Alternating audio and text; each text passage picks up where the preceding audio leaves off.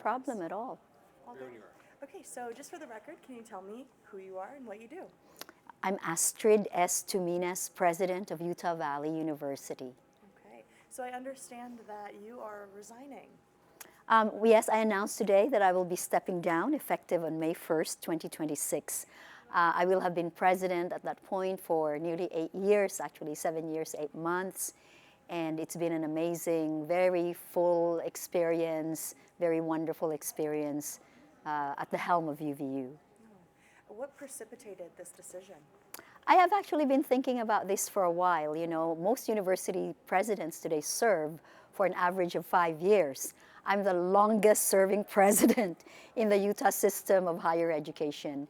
And I think as I look back to what has been accomplished, I felt very strongly that the university is in such a strong, solid position with great momentum, and that this is also a good time at the beginning of spring semester, a good juncture to start a search process so that you have a new president that can begin in the fall, at the beginning of the new academic year. So looking back on your almost 8 years, what would you consider some of the successes and challenges of your tenure? Yes, I mean, first of all, when I came to Utah, I really was not native, right? And so one of the challenges was simply to learn the ropes, to get to know people, to assemble a very strong team. And that goes with any kind of new and big leadership opportunity. And I think that we assembled a fantastic team, great boards, found donors, increased enrollment, increased retention, completion. The story of UVU is very much the opposite of all the negativity in higher education today. We have a mantra, come as you are, and that's been very powerful for traditional and non-traditional students, for those who are very well prepared and for those who are less well prepared, because at the end of the day, a university should be a tool for capitalizing human potential, and human potential comes in many forms, many shapes and sizes. So if you look at buildings we've built, if you look at the fact that we've raised over $250 million in 7 years, those are staggering numbers, and all of these resources have served to help our students succeed.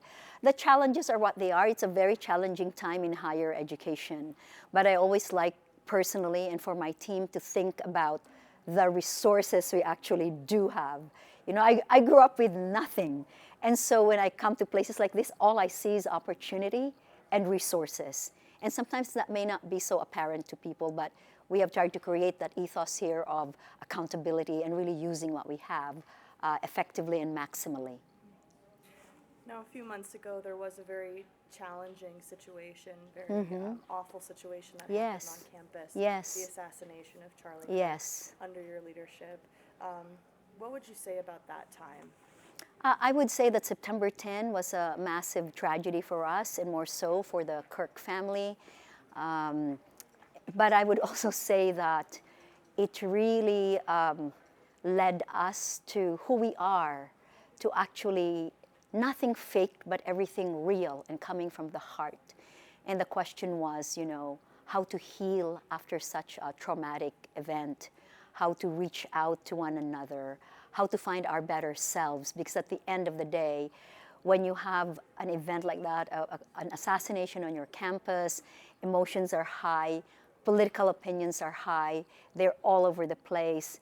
And as leaders, we needed to find a way to support each other, to find the commonality, not what divides us, and emphasizing that more, but what unites us as Americans, as members of the UVU community, as citizens of Utah, that we were asked to step up to be our better selves.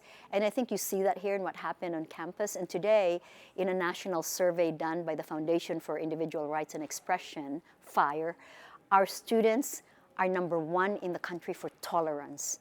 That students here will not shout down someone just because they think their opinion is contemptuous. And I think that is the heart of what being an American means and what American democracy and freedom of expression are.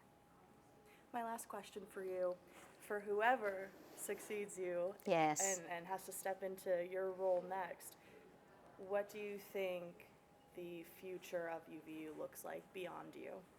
The future looks very, very bright. Much as I inherited a strong university from my predecessor, Matt Holland, my successor will inherit a strong university from me with massive momentum in all areas, in innovation, in engaged learning, in enrollment, retention, completion.